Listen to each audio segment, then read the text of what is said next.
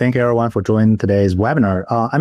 It's a quite kind of like summer week, but it's a lot going on actually. Like just NVIDIA just announced their earnings. There's a lot of actually earnings call recently on the AI companies, especially the portfolio company of our AGIX ETF. Just looking at today's performance, it's doing very well. That's kind of like in the mind of everybody. We're now like in the third year of AI, right? So everybody's like, either I own it or I have some way to get access to this. But as we think this is like a multi-year opportunity. And if you can get it right, you're probably going to have a good long-term result, benefiting from the AI revolution, I would say. So with that, I think like a lot of people also like curious, like what are we talking about today is like private AI unicorn in a ETF. That is right. So we're kind of like a pioneering in this, kind of like the ETF industry. As just like give a little background, KraneShares, we are 20, we launched on firm on 2013. Now it's over like 12 years, history, matched $11 billion across our 30 plus ETFs, mostly listed on New York Stock Exchange and NASDAQ. So anyone can buy it.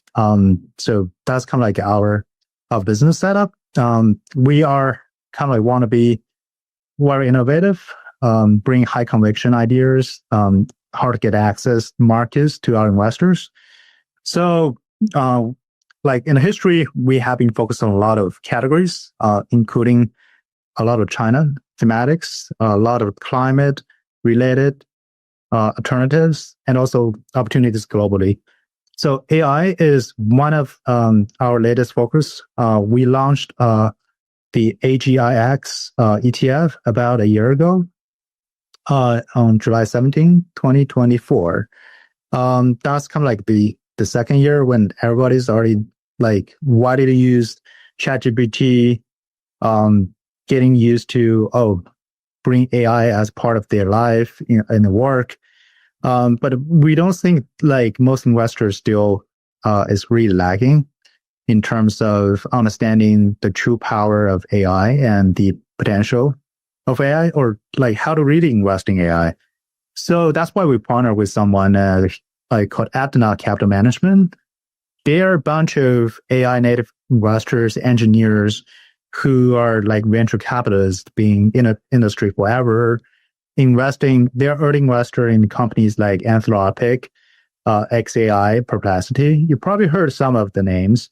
Some are really leading financial large language model companies, foundational model companies like Anthropic, XAI. Some are like AI native applications like Perplexity, who claim to want to buy Chrome. If you watch this like news recently, so those companies are really the companies like driving this round of innovation. So when we look at the market, there's some AI products, mutual fund or ETFs, but none of them are backed by venture capital insights. Because if you're not really investing into those foundational model companies or AI native applications, you're not a situation where you're not like techie enough, right? You are a traditional like Wall Street guy or someone like me, sit on New York. You're not really situation where. So we need partners to talk to the foundational model company who know the feature of next generation of models, who knows how agentic AI going to deploy, which company going to benefit. So all those insights, we translate that into an index called Selected Athena Artificial General Intelligence Index. So there's AGIX ETF going to track that index. Basically, based on that AI score, that's going to pick the we call it winners out of the whole AI. Every company going to claim we're AI company, but who's going to be the true AI companies, right? So that's a process we did for the public equity. But when we look at investment, there's something missing. How can you say you're investing in AI, this round of Gen AI, without investing into some critical companies in the model space or the AI native application space, because they're private. But even they're private, we're talking about like multi-billion or $100 billion valuation companies. If they IPO today, they could be part of the fund. So the idea is like, let's do a hybrid ETF that we can not only invest in the public listed company, but also the pre-IPO company in the ETF directly, because they know the companies. So with their introduction, we connected with the company like Anthropic, XAI, Perplexity, and we actually invested into Anthropic and XAI currently in the ETF. So that makes the fund quite unique to providing like access to the opportunity that's really critical for this round of Gen AI. So with that, we launched AGIX. Then we see everybody thinks, oh, this is thematic. This is another theme. It's going to be all like hype, bubble, then over.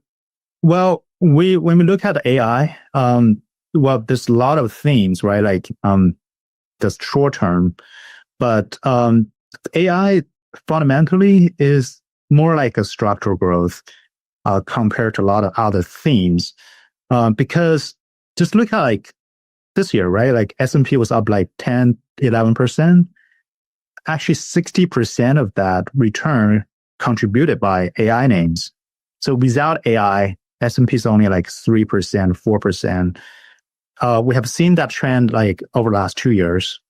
But if you're going back way over, you can see each time there's a technology breakthrough or new technology wave, you're going to have a bunch of companies that's driving the whole return of the equity market or the broad benchmarks like S&P 500 or NASDAQ 100. You starting from like the mainframe, then to the PC. With the PC, you build out a whole internet industry. Like then you have all the data now put in the cloud and SaaS opportunities driving the returns over the last decade. Those structural growths are really sustainable. There will be up and downs, but like if you happen to own those subsector of the equity market, you are likely to outperform the broad market equity return. And we believe the AI just started, right? Now we are in the third year. Think about like the early adoption, just like currently most people know ChatGPT, that's only consumer facing. That's a consumer opportunity. But if you look at like history, like what SaaS did and cloud did to really change the way that enterprise across America and the whole world actually operate, you realize that's $1 trillion plus opportunity. And you probably realize that like that $1 trillion opportunity is much bigger compared to kind of like the early internet and PC opportunity. And also internet and PC opportunity is bigger than the mainframe because each technology breakthrough is based on the previous breakthrough, previous wave. You are building the multiple layers, right? You now, the first layer, you have the hardwares and the softwares and internet built upon that. It's going to be bigger because it's leveraging that. And we have seen that for AI. This is the super cycle that is based on all the previous technology breakthrough. So it's going to bring a much larger opportunity going forward for multiple years. And we're now only 3 years from the start of AI. And that makes us believe like we should own some like early opportunity, right? Who's really disrupting this? Everybody saw NVIDIA, but like who's really using the technology to really bring the foundational model to power all the computing of the AI applications, the cloud computing, and all the adoptions is really the foundational model companies. So that's why we think having access early is important. So we are currently like shareholder of XAI and Anthropic. The AGIX on behalf of KraneShares Trust sit on the cap table. We added Anthropic on March 5th, 2025 through their Series E round of financing, and XAI on July 18th through their tender offer. So those are really our addition, our investment into private this year that become like making those two companies become part of the ETF holdings. So looking at like the access, right? A lot of people think like, if I want access to this private companies, I have to like be a credit investor. I have to pay 220 to the private and VC funds and lock up for 10 years. So that's very traditional ways to invest into the private companies. And there's some interval funds, right? So it's like between the traditional and the mutual fund, you lock up with like very uncertainty of like when you're gonna what's the exposure you're gonna have with the quarterly liquidity. Then like the hybrid ETF, what we do is really in between the interval fund and traditional ETF, right? So think about traditional ETF, you have daily liquidity, but no private. But we have daily liquidity and with some private. So that, I think the number one question that people ask, like, how do you value those? Those are private company. So just like, and actually, we are kind of like one of the first firm doing that in the ETF world. But there's many companies have been doing that, like Fidelity, Barron's, and T. Rowe. They have been putting private companies in the mutual fund space. So we're just bring that best practice to the ETF industry. ETF end of the day is a 40 Act fund. So that makes like something, well, people should do that. But like, why is not? Well, it's not necessary, right? What's the rationale to invest into the private vehicle when you have good returns on the public, right? As a fact, right? The private investment is really different by the year you put your money. They call it vintage. So like early times, like when you putting in some like private companies, but like then all the IPO happening in 2021. Once you have like lockup expired, you probably like companies like a very poor performance. So that's really hurting people. Or then now thinking about like private companies, they have to consider a lot of things when they go public, right? There's tariff, there's like the president's tweet and other like policies, uncertainties, macro.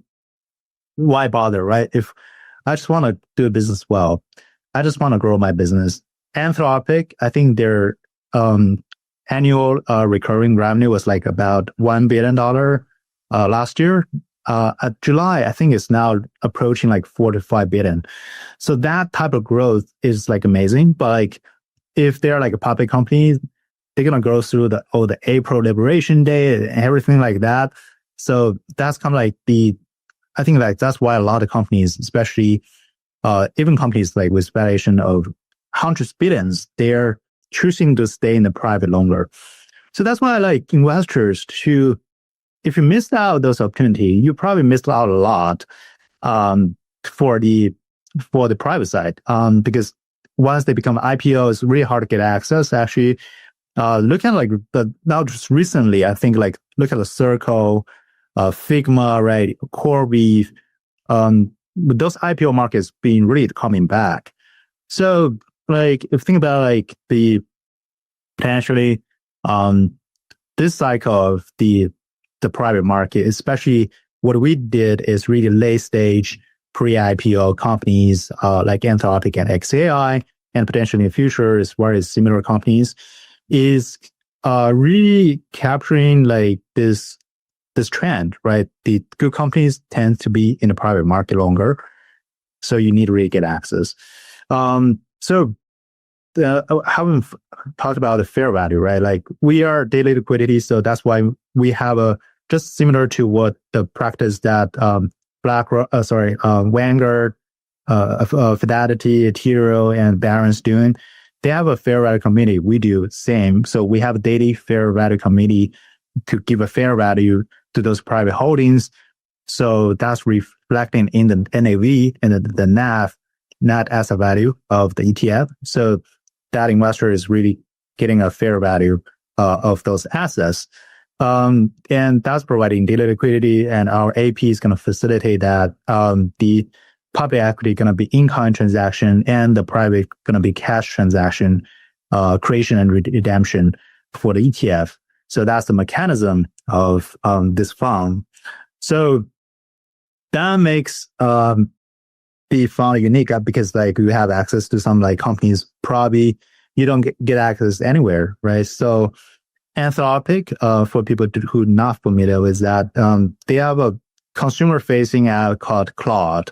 It's a competitor with the ChatGPT, backed by OpenAI.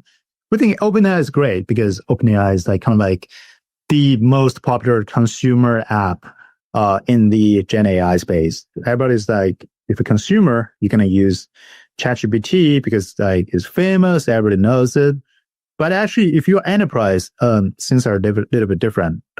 For like, I think current stage of adoption, most enterprises using AI for, say, coding, right? So the highest adoption rate of company type is actually technology companies. So technology companies are using AI to read the automatic code and forming all kinds of workflow from the back end to the front end. That workflow automation can be really integrated with the autonomous decision maker of AI and agents. So those agentic AI solutions really now widely adopt in the technology space, and that's kind of like the fastest growing adoptions in the AI currently. And who's capturing that? Actually, we think Anthropic has the potential to really become a leader in that. If you happen to be a software engineer, or you know someone who's a software engineer who code every day, they're probably using like Cursor or the Claude coding. Cursor is also using Claude technology. So like eventually those like APIs, those traffics, those revenues are going to be passed through to the Anthropic's API. So that's kind of like the revenue making they're doing. This, as I said, the revenue has been growing very fast. It was just $1 billion annual revenue last year. Now is almost 4-5x. So that's really a competitive edge, I think, like in the enterprise world. And we believe enterprise AI is bigger than consumer AI, just like what happened to the internet previously, right? So there will be consumer AI native applications going forward, but I think at this stage, at least like next 2 to 3 years, the enterprise is going to be the main kind of like spender on AI. They're going to spend a lot of money. Think about like those technology companies; they're like $1 trillion in valuation. The tech industry is humongous. So the amount of money going to be spent to automate things going to be people not going to see in history, right? So we call that kind of like the AI revolution in the enterprise world. So I think this trend is way bigger than the SaaS and cloud. So if that's going to happen, the company is going to provide that solution to enterprise. It's going to be critical. We have seen some companies. We own some like companies in the public space, like ServiceNow, like Palantir, who really providing the either context layer or some like the automation layer in between like Anthropic and OpenAI and XAI, those foundation models, and their final use cases and application adoptions on the enterprise side. But we do think those foundational model companies going to take a large part of the revenue of across the value chain. For the XAI, we invest about like 1.5 million, I think, in July. So XAI is really a company we think is very special because of Elon and Elon's ecosystem, right? So Elon owns Tesla, robotaxi, autonomous driving, owns SpaceX, owns like Neuralink. It's going to do humanoid robotics. So all those things going to relies on AI and data. So we feel like Elon's ecosystem is quite unique. They are unique in access. They have access to the social media data. They have access to the chips. They have access to all those kind of like travel data, driving data, humanoid data going forward. So all this data becomes so valuable for XAI going forward. That's why even though I think recently like XAI's Grok 4 model become the most intelligent model because they have like a lot of chips and a good algorithm as well. So that makes XAI a very exciting challengers actually to OpenAI and Anthropic. We're going to see Elon's going to bring XAI to a unique position within his ecosystem. So with those two companies, we build a portfolio actually around those foundational model companies. If you think about the stack of the AI ecosystem, you rely on foundational model to really taking input, generate output, or building AI agents. Then you need an infrastructure, right? The infrastructure is really the cloud, the data, the all the data preparation, the context, the model, everything that's supporting the model, computing. Then within that infrastructure, you need hardware companies, NVIDIA, of course, then other like energy related, like memories and manufacturing. Then you have AI applications that are going to use AI. That's going to either consumer side or enterprise side. So we have, as I said, we build this framework based on the insights of the AI researchers and venture capitalists who's really at the forefront of the AI investment in the private space. So their connections and their knowledge on the kind of like ecosystem is way better than me and many other like kind of like buy side analysts. So I would think like this is framework that's gonna really dynamically capturing like who's gonna be really benefit from either disruption of the AI models or the disruption in the business model for a lot of companies, even the companies that we all know, like Google's, like AMD's, those companies somehow going to be disrupted. So how do you evaluate those impacts? And that's very dynamic every quarter. So we have this process to really identify the companies going to be in the portfolio, the weight. The process is really like rule-based, right? So we have a universe of 2,000 to 3,000 companies. It's like the AI industries, like that's really broad, right? So that then the critical part is the AI score, looking at the relevance and the readiness of the company. So based on the insights of AI engineers, and we're gonna weight the companies based on the score and also the free float market cap. The index rebalanced quarterly with some capping on either categories or single companies. With that process, we can really identify companies that's really relevant and ready for AI. So for relevance is looking at like things like their revenue contribution from the AI product, how's their current product progress, because I think a lot of companies really developing and fine-tuning their product. So you have to check their progress and their readiness. So future revenue visibility, if they can really make money from AI, or they just like spend a lot of money and not able to make money. And how's their business model? When AI is going to disrupt it, when AI is going to make their business model weaker or stronger, right? So we want to really build a systematic framework, holistic framework actually for investor to really capture this long-term AI trend, but not worry, oh, I'm picking the wrong name, or I'm like just betting all my money on one company. So like a basic approach is what do we think is the best for long-term, very diversified and the relevant approach to really capture this long-term trend. And we are kind of like we're diversified in terms like allocation as well. We diversified across all the AI stack, from hardware to infrastructure models to application. You can see the subsectors, sub themes within the each category, each stack. So, and this weight is also based on the AI score, so it's dynamic, right? So, I think this weighting has been changing. I remember like back in when we launched the fund a year ago, a lot of weight is in hardware.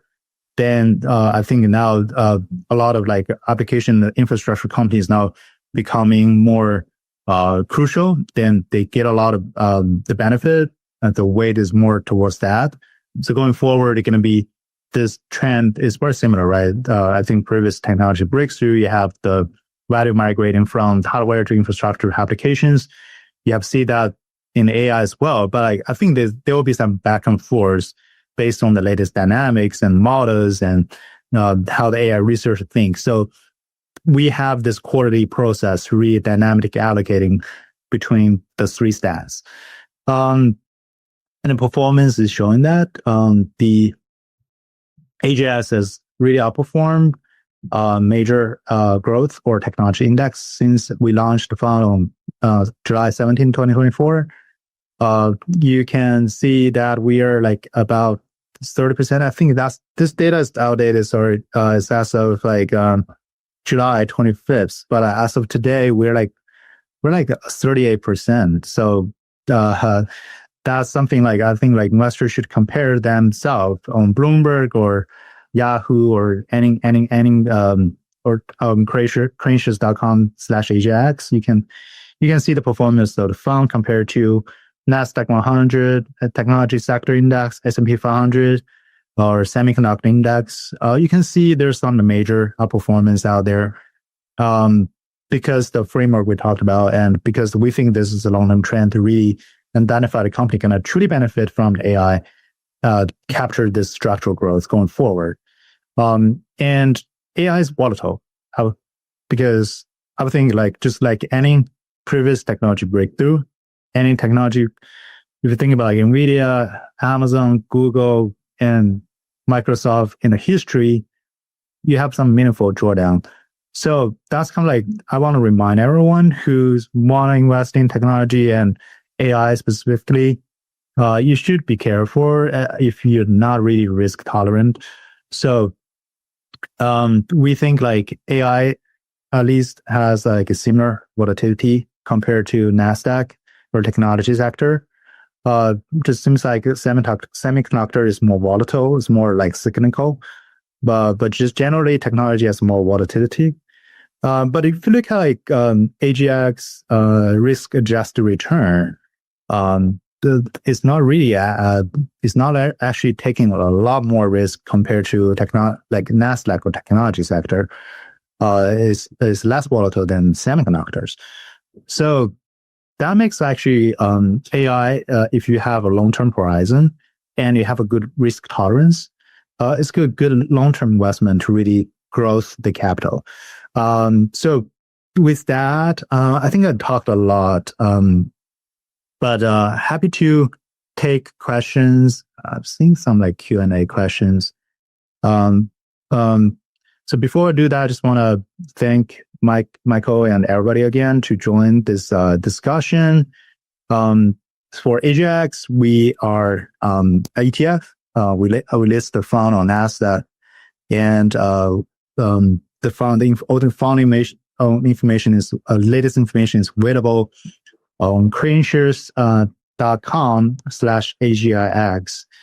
And for anyone want to know more about KraneShares, please check our website. Please check out, we have several articles, webinars, and I think white papers on the AGIX fund. It's kind of like latest innovation. So there's a lot of questions people asking like, oh, how do you do private investment in ETF? How do you do that? So we have a white paper actually on our website, how to really unlock private markets with hybrid ETF. So you can check that. You're more interested into the mechanism of the fund. So with that, I'm gonna go through some like a disclosure.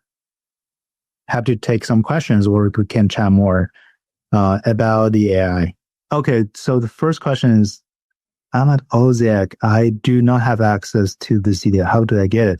So if you're like a financial advisor at platform, you definitely can request it, and we can contact the platform really to onboard the ETF. So so far we just launched the fund on year. So I think a lot of platforms require 1 year track records. We just passed that. So we are onboarding this fund to many platforms that currently. So yeah, it's great. Like you're interested. So let's do follow-ups. And if you have more questions, you can email us at info@KraneShares.com. We can do a more follow-up discussions, and we can talk to your platform to really make sure like this ETF is available on your platform. We have a question from Hans. How will the private company positions work if the ETF has significant inflows? Will the position size be diluted? Short answer is yes. Since we are investing $1 million into Anthropic and $1.5 million into XAI on July, by the time we invested, I think is about like 8%, but with more flows coming in, the private going to be diluted. But also you have to consider the fair value, because I think we invest in Anthropic at a valuation of 61.5 billion. Now the company is talking to the next round, so which much higher valuation. So along the time, we have a fair value committee that considering all the information that we're gonna have a fair value of that. So the total value of the private gonna change as well. So all those factors gonna impact the real time weight of private exposure within the ETF. But how do we really prevent dilution going forward? As we grow the fund, we have a very strong pipeline that we work with our partner, Athena Capital Management. They're on the cap table of many AI companies. They have a close relationship with many AI companies, including first, we're on the cap table of Anthropic and XAI already. So if they do follow-up rounds, and we can actually participate in investing more if we have more money available. And the pipelines is really beyond that. We have been talking to many other companies like in the AI space. So that pipeline is very critical. So whenever we have a deal flow, a deal opportunity, we can take it. We can actually just adding more private company going forward once the fund becomes bigger. So generally we are investing about like 10% by the time we invest, and we can keep adding new names to the portfolio as the fund grows bigger. Okay, so Hans, you have another question. When new ETF shares are created, I assume new XAI shares cannot be purchased. Yes and no, right? So when that's what I answer, right? With the inflow, you're gonna have a new shares created. So the public equity gonna be in-kind creation. So our AP, our brokers gonna deliver the shares of those public equities, and the private portion gonna be cash creation. So we're gonna receive cash. So we cannot invest in XAI directly at that moment. But as I said, we have a strong pipeline that's available. We're going to keep investing more money to target a decent weight of the private within the fund. So that's kind of like the plan for the ETF going forward, to maintain the right exposure to the private AI companies, as we talked about today. Hey, Derek, I just wanted to ask a question as well. I'm talking about where you're allocating to private companies, public companies, et cetera. More like in terms of the segment of the AI ecosystem with hardware infrastructure, applications, et cetera. Which of those three areas do you think offers the most untapped potential in terms of AI? So currently, I think a lot of people just don't have any exposure, any direct exposure to the model company. When you think about model companies, OpenAI, Anthropic, XAI, I think they should be part of the infrastructure, or they should be a standalone. Actually, they're at the core of the ecosystem, right? Because think about like what is driving this round of innovation. ChatGPT everybody knows that, so people don't have access. So now what's driving mass enterprise AI is really Anthropic's API. All those like models really powering the AI agents to automate workflow for enterprises. People don't have access to those models as well. So those model companies, I think, is very unique. Is at the epicenter of this round of AI investment, but that's only in the private side. You do have a little exposure, like Microsoft on a little bit, some like OpenAI. You have the other like Google have this like Gemini. You have Facebook Meta has like you have some models through like public holding Max 7, but like it's not direct. It's not really pure exposure to the model companies. Then I would think like application offer more opportunities going forward. Just like many technology breakthrough previously, like you do buy NVIDIA now, then you're gonna build out all the data centers. All those capex gonna be deployed, and they're gonna generate returns, cash flows, ROI going forward.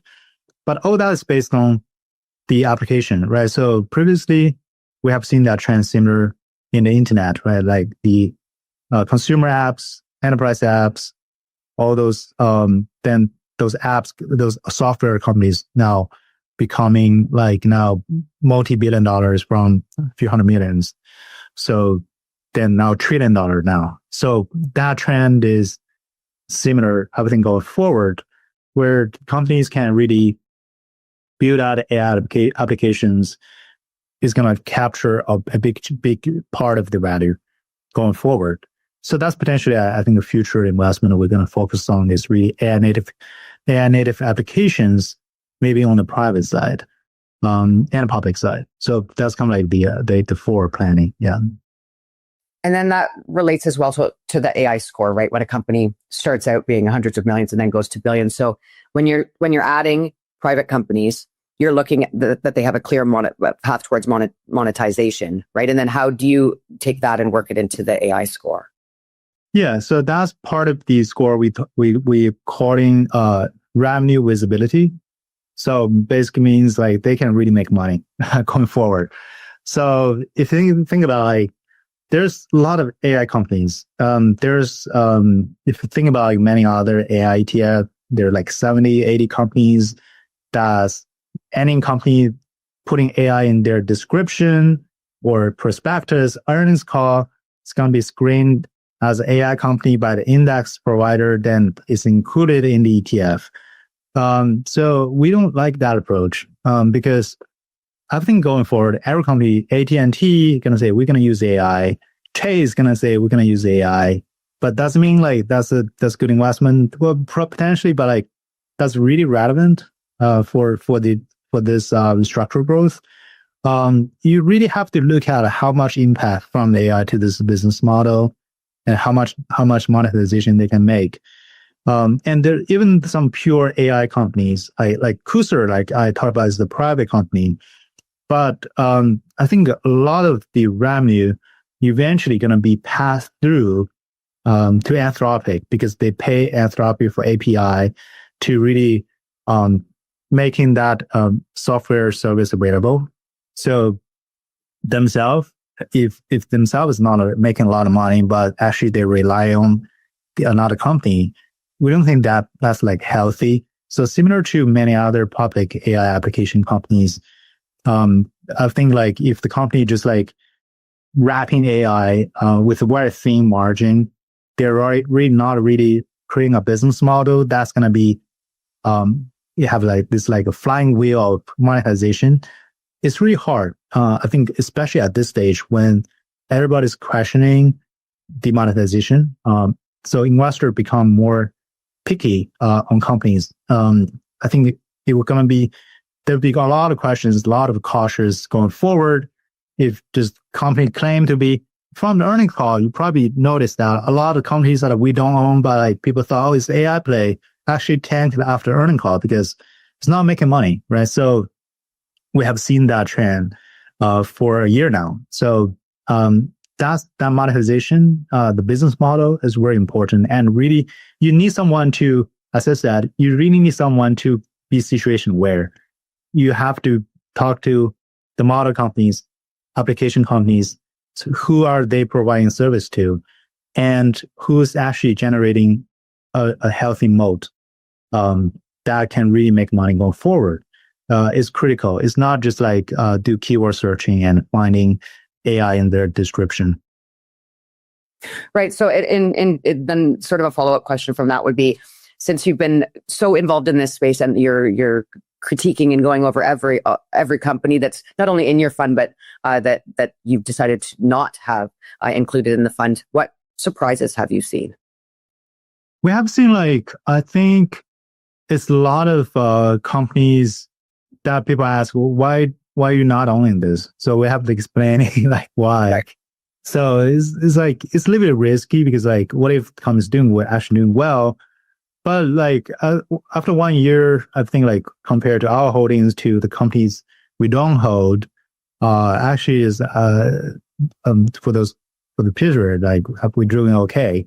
Just like when the earnings call come out, like a lot of business models really not really having moat, right? So they're just like on cybersecurity. A lot of people know one company. I'm not gonna say the name, but like it's like, oh, that's an AI play. It was like, no, it's not. It's like end to end. It's like traditional cybersecurity. It's not really integrated into the AI workflow. We're not including that. The investor is like pissed because he owns the name. So it's like, but like now after a year, he's like, okay, you're right. So we have several conversations like that because now everyone is like finding AI names. We have seen, oh yeah, some investor may be doing better than the fund, better than AGIX, but like we think like it's really hard to pick in several names and claims like, oh, I'm AI ready, because this industry is so dynamic. The business model is always changing. The capability of AI, of the models, of agentic AIs is evolving every day. Even like we make mistakes, right? Everybody make mistakes because nobody can see the future 100%, right? I think we live in a like time that technology breaks through so fast. You have to keep learning every day to really keep up. Oh, what is agentic AI? What is that? Like, so when we're talking about, I think like, especially in the financial industry, when we are doing a lot of discussion on AI, some terminology is like confusing. Like if you're not really following the industry, you have no idea what I'm talking about. So that's why you have to partner with like venture investors who come like, they're like one step ahead of us, like traditional public equity investors, because they know the upcoming stuff, they know the trend. So I think like you have to acknowledge that like there's limitation of information, knowledge, and insights we have. So keep learning, be humble, and just like keep like you can make mistakes, but like it's this long-term structural growth opportunity. So we have time to really adjust and adapt, so we can make right decision going forward. Yeah. There's another question that's just come in on the Q&A, and that is, how are valuations impacting the strategy today and the returns going forward? So that's a really good question, because it is really like a mindset, right? So if you think about like AI, investment or technology investment generally in the past, you have like a period of usually like look at like S&P 500, right? Simple. The 101 is like buy low, sell high. When the valuation is high, you sell. When the valuation is low, you buy. And in the next 5 years, 10 years, you're going to doing better than others. That's still valid. I think it in terms of general equity investment, especially like S&P 500. But you have some period that the valuation is really not that relevant.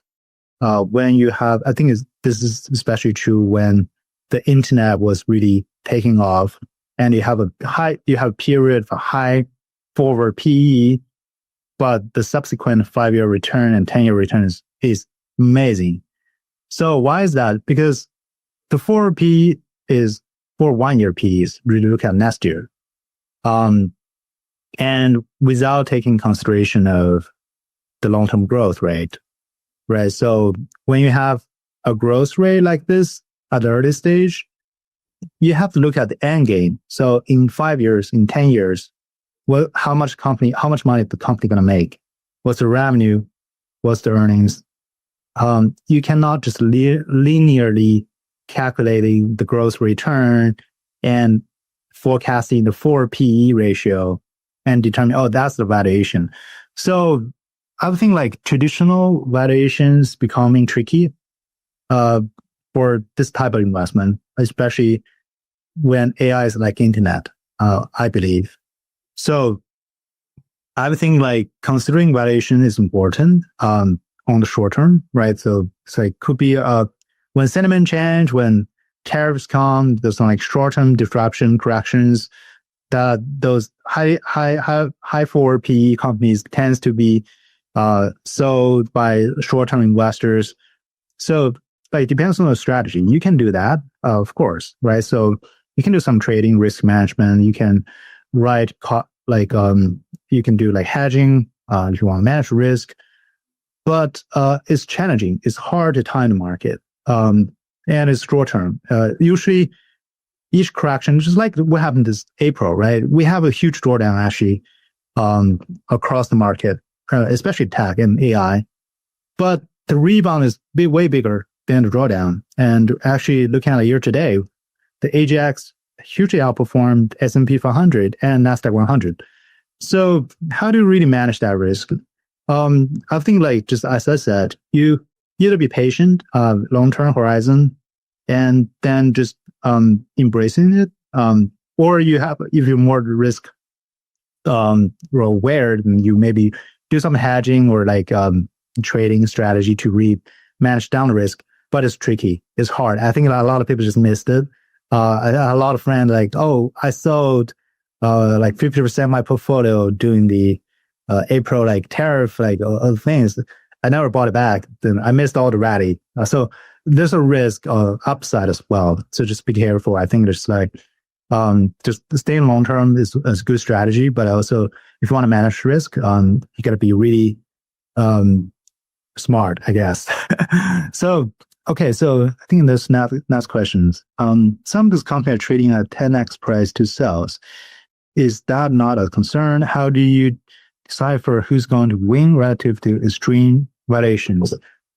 Yeah, so if some company is trading like 10x the PS, so that's something I think like really like I'm not going to talk about each company. As I said, this like forward looking is only like 1 or 2 years, right? So you have to look at like longer term.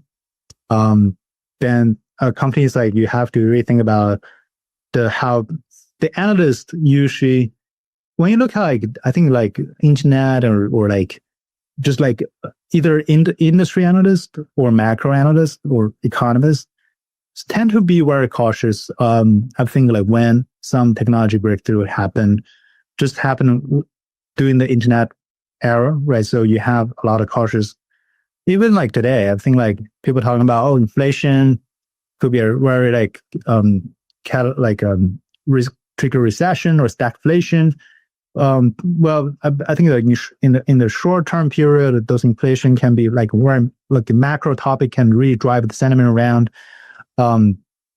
But just like long term, you see technology is actually adding a lot of productivity. And usually the real productivity add is more than the economists or analysts forecasted. And that, if you have a longer horizon, that really has changed a lot of the GDP or assumptions or the earning growth assumptions and revenue growth assumptions for a lot of companies.